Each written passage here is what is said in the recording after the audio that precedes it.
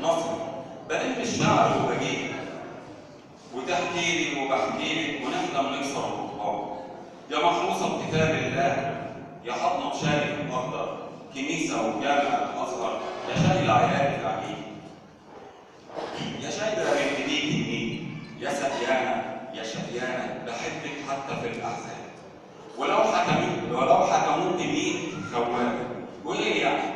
بقول فترة وهتعدي، وقبل ما هم يتعشوا تجري بسرعة تتغدي وتتوضي ونصلي صلاة مصر حبيبتي مصر، وهنصبر وهنعدي سوا القلوب وداوي جناحك المكسور، وانا ويايا 100 عصفور هنغني على الارض، نكون حراس على ارض، ولا نعيش الخلاف تاني ولا نشوف الدموع تاني، ونرجع للامان تاني.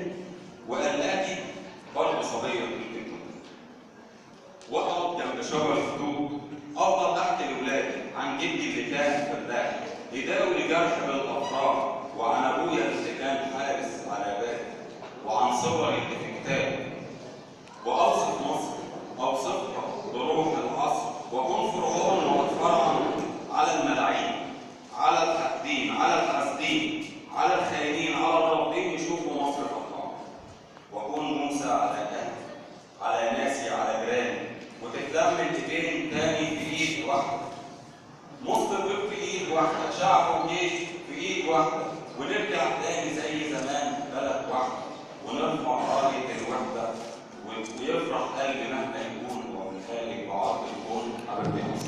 شكرا. شكرا.